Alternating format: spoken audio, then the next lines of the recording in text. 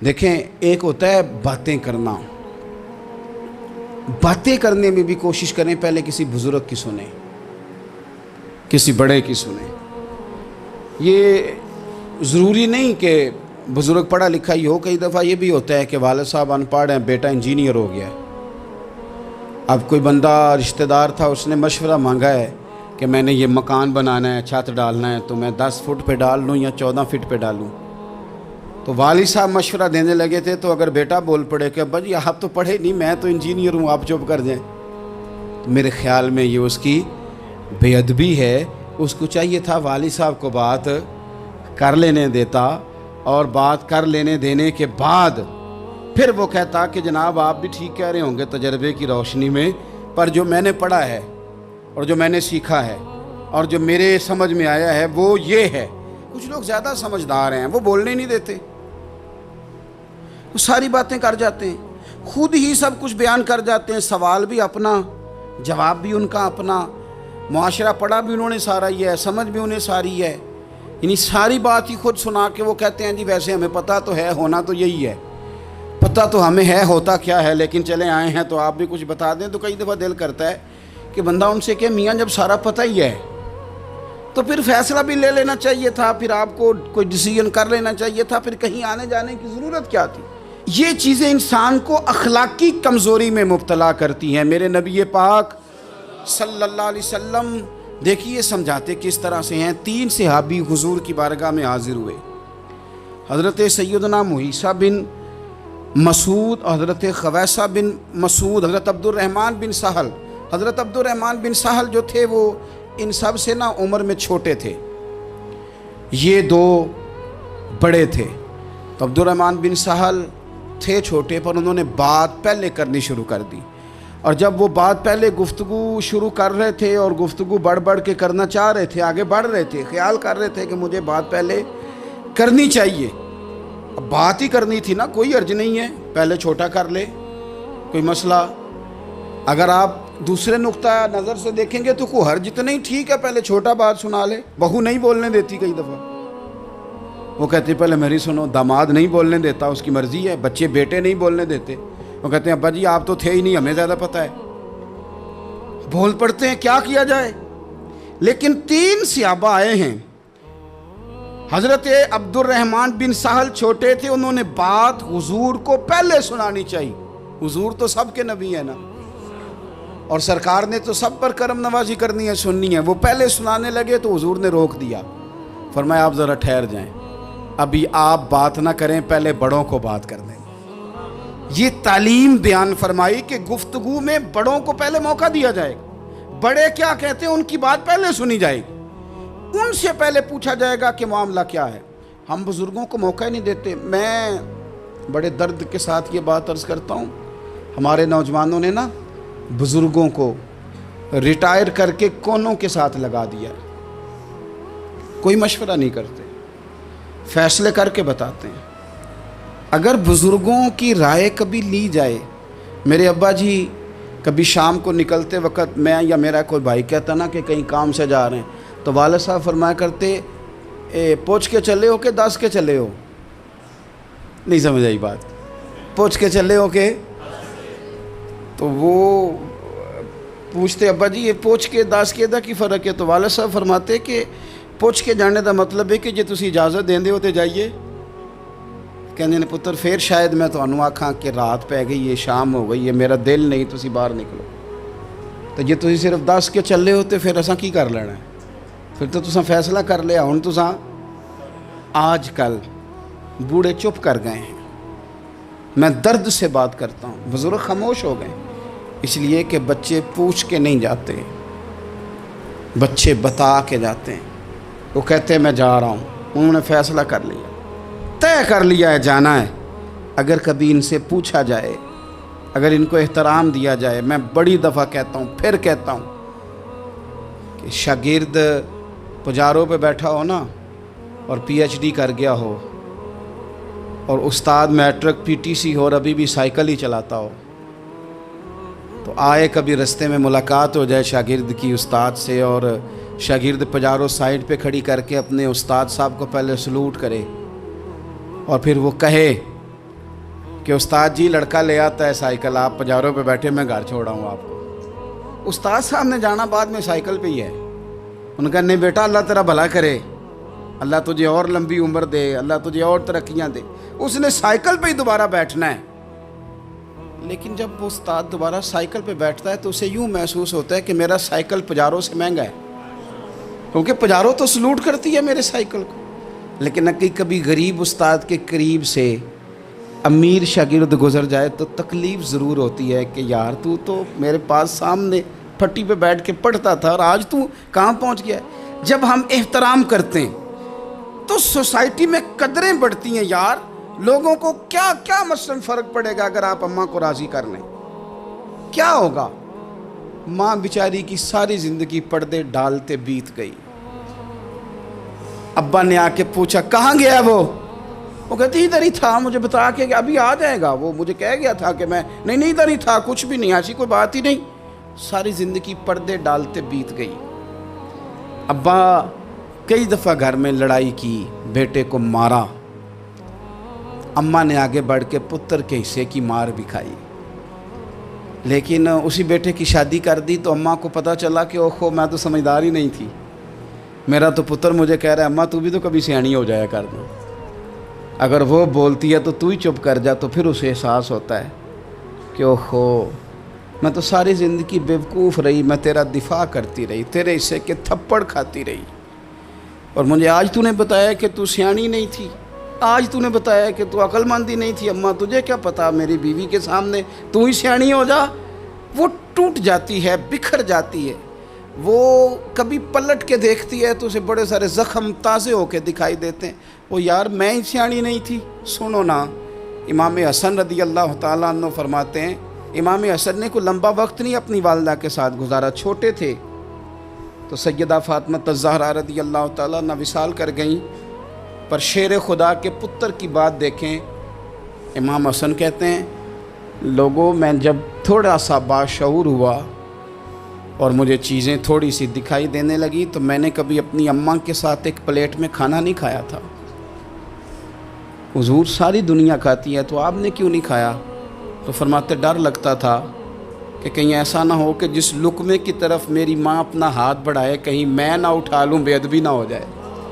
ڈر لگتا تھا، میں نے یہاں تک بھی نا، کیونکہ ماں تو ماں ہوتی ہے، میں نے یہاں تک بھی ماں کا احترام کیا، روٹی کھانے میں بھی تقدیر نہیں کی۔ یہاں ماں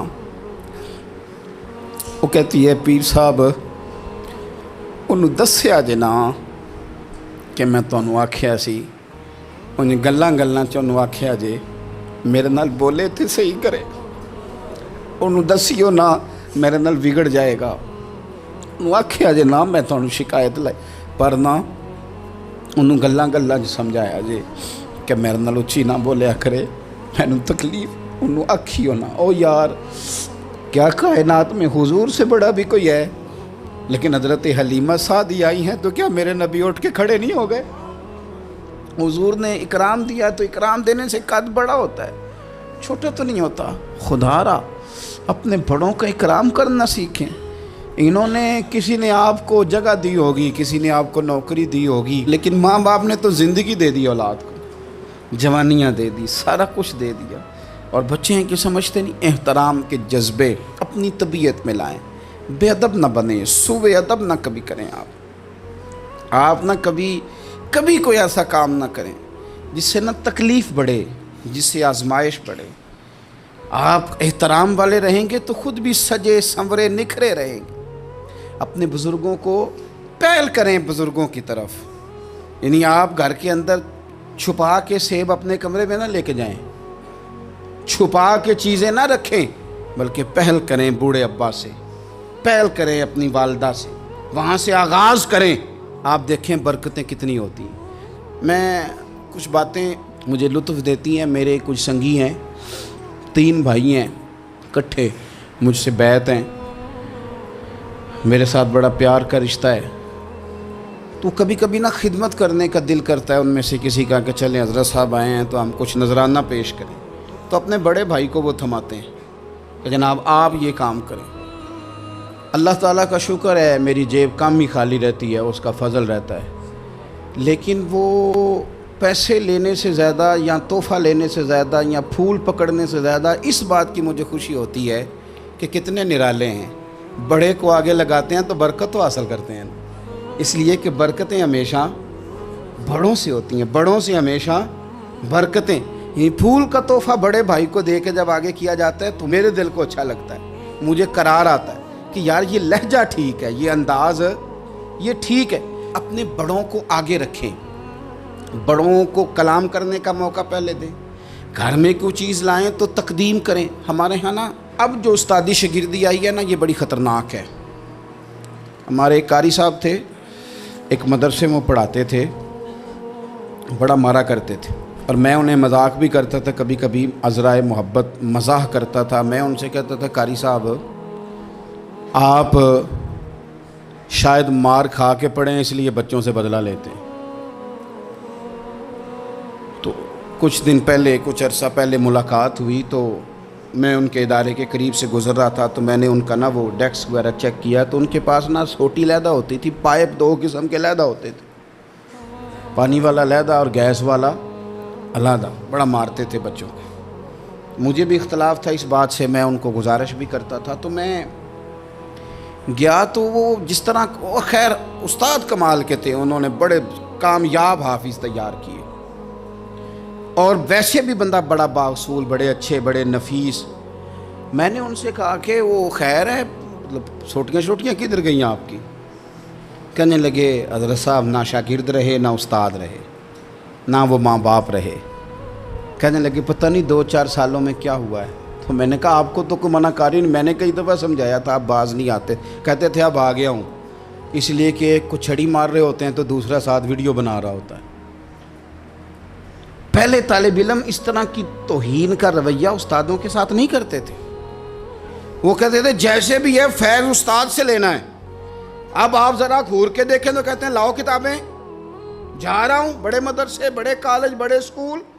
میں نے اپنی زندگی میں دیکھا کہ ہمارے بڑے کہتے تھے، کبھی گھر آ کے بتاتے نا استاد جی نے مارا ہے تو کہتے تھے کسی غلطی سے مارا ہوگا، اور اس طرح کے سخت لفظ بولتے تھے کہ ہمیں لگتا تھا کہ ہمارے بزرگ ہمارے ساتھ زیادتی کر رہے ہیں۔ وہ کہتے تھے کہ مینوں ہڈیاں چاہیے نے پڑھیا ہوئے، یہ لفظ کہتے تھے میرے ابا جی میری اماں، ہڈیاں دیا جی سانوں پر دیا جی پڑھیا۔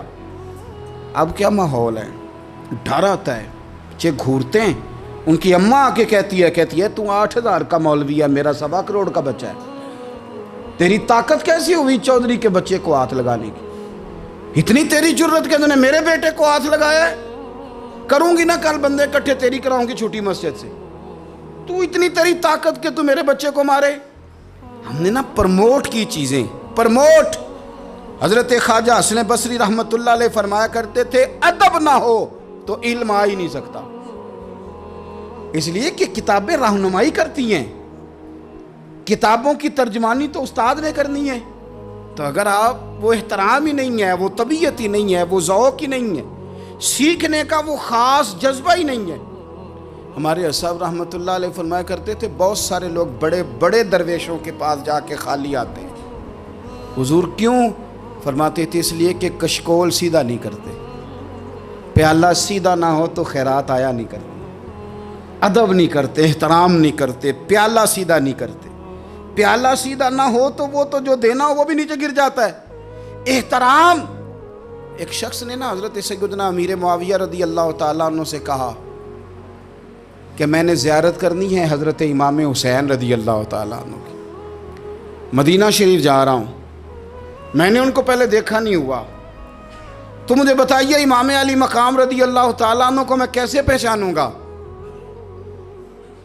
تو ابن عساکر دیکھیے گا، حضرت امیر معاویہ رضی اللہ تعالیٰ عنہ فرمانے لگے تو مدینہ شریف جانا، ایک شخص لوگوں کے حلقے میں بیٹھ کے لوگوں کو دین پڑھا رہا ہوگا، مسجد نبی میں وہ چمکتا ہوا چہرہ لوگوں کو قرآن و سنت کی تعلیمات سے روشناس کر رہا ہوگا، اور فرمایا اس کے ارد گرد لوگ اس ادب سے بیٹھے ہوں گے کہ جیسے ان کے سروں پر پرندے بیٹھے ہوئے ہیں، ذرا حرکت کی تو پرندے اڑ جائیں گے۔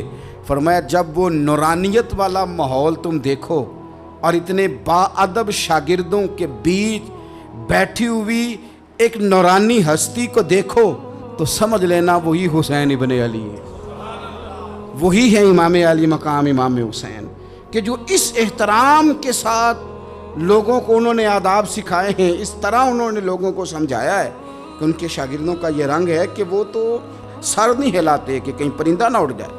اس انداز میں جب لوگ، مجھے بات یاد آ گئی، امام احمد بن حنبل رحمۃ اللہ علیہ بہت بڑے محدث تھے، تو مجھے پتہ ہے اگر آپ مجھ سے پوچھیں گے نا اس دور میں فقہ سب سے بہترین کس کو آتی ہے تو میں آپ کو بتا سکتا ہوں، کیونکہ میرا شعبہ ہے نا۔ آپ پوچھیں گے صرف ناو کا استاد کون اچھا ہے تو میں بتا دوں گا کہ کہاں پہ ہے، کون ہے، میرا شعبہ ہے۔ اسی طرح سے میڈیکل کے شعبے سے وابستہ لوگوں سے آپ پوچھیں گے کہ ہارٹ کا ڈاکٹر کون سا اچھا ہے تو بتا دیں گے۔ پوچھیں گے بھئی میں نے ایک ناک کان گلے کے ڈاکٹر کے پاس جانا ہے، تو جس کا جو شعبہ ہے اسے پتہ ہوتا ہے۔ مدرسے کے بچوں کو بھی پتہ ہوتا ہے کہ کون سا آدمی کہاں بہترین پڑھانے والا ہے۔ ایک بزرگ تھے شاہ بقی الدین ابن مخلد،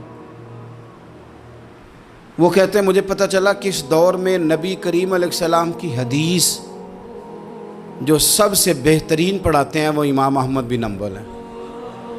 ان کو حضور کی حدیث سے جو خاص شغف ہے وہ کسی اور کو نہیں۔ کہتے ہیں میرے دل میں لو لگ گئی، حالانکہ میں امیر گھرانے سے تھا۔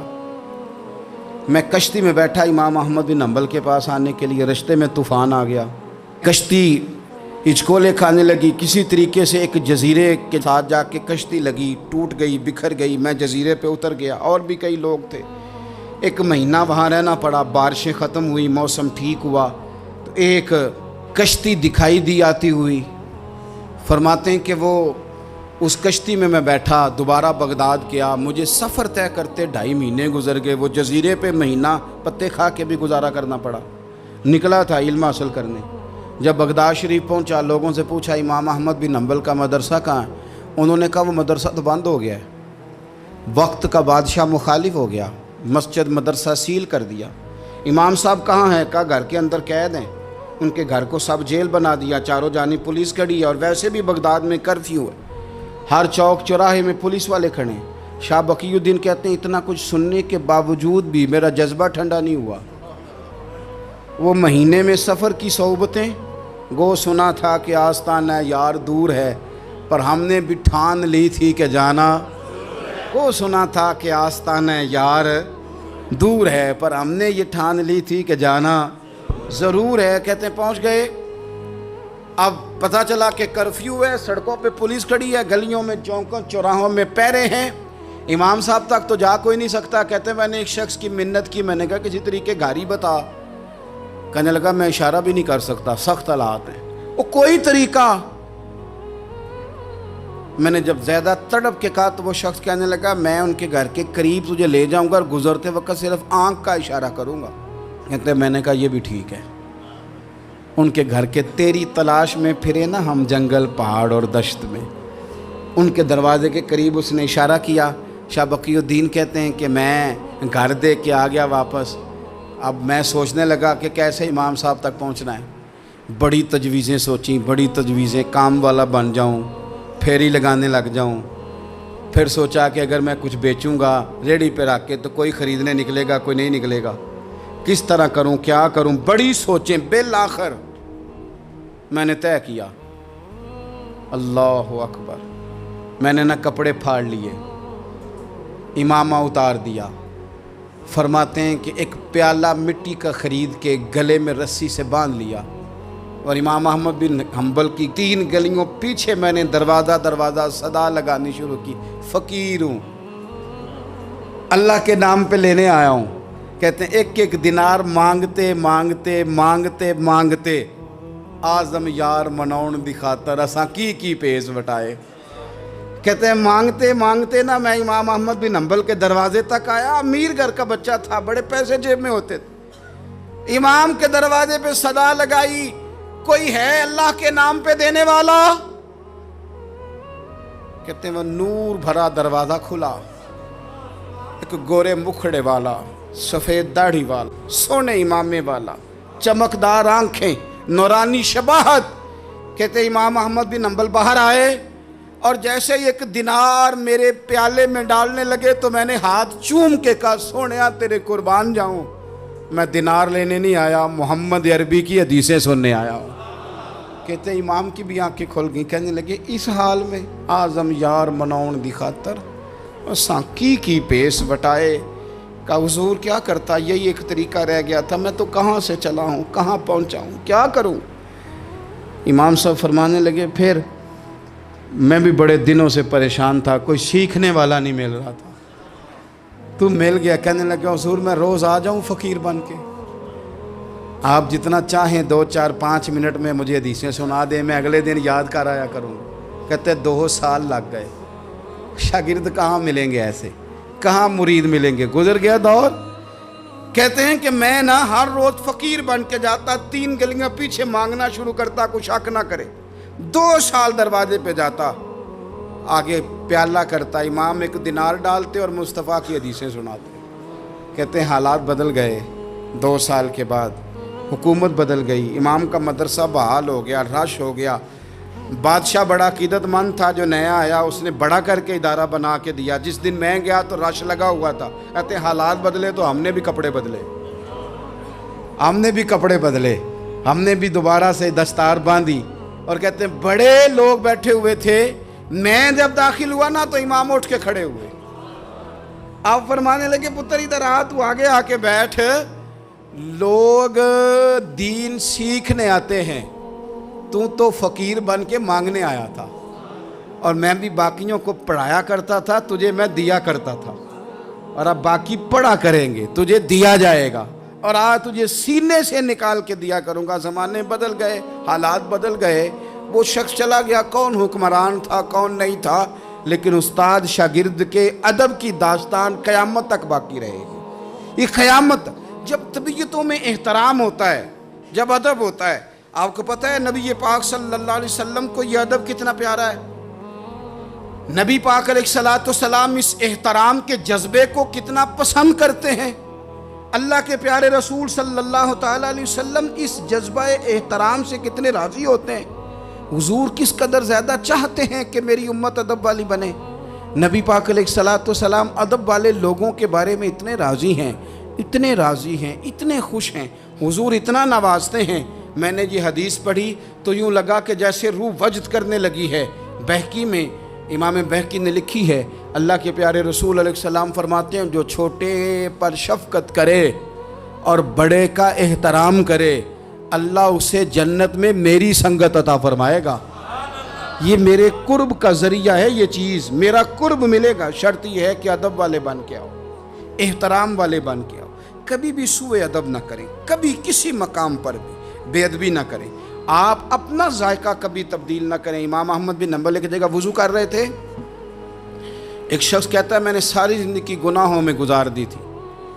تو امام صاحب نا وضو کر رہے تھے جھیل پر بیٹھ کے، تو جھیل اس طرح ہوتی ہے، پہاڑ ہیں، اوپر کو پانی نیچے آ رہا ہے۔ تو کہتے ہیں امام صاحب نیچے بیٹھ کے وضو کر رہے تھے، تو میں اوپر بیٹھ کے نا وضو کر رہا تھا یا پانی پی رہا تھا، تو میں نے دیکھا کتنے بڑے امام نیچے ہیں۔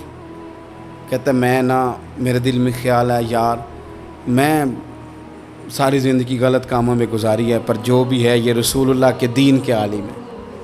کہتے ہیں وہ حضور کے دین کی عزت کرنے کے لیے میں اوپر سے اٹھا آ کے نا، تو میں تھوڑا پیچھے جا کے نیچے بیٹھ گیا، جو میری حاجت تھی، پانی پینا تھا یا منہ دھونا تھا، میں وہ کرنے لگا۔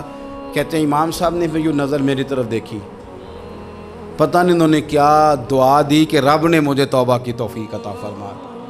میں اللہ کے فضل سے اللہ نے میرا دل موڑ دیا، اور میں رب کریم کی بارگاہ کی جانب میری توجہ ہو گئی۔ خدا نے مجھے اس ادب کی برکت سے اپنی بارگاہ کی طرف اللہ تبارک و تعالیٰ نے مجھے موڑ لیا۔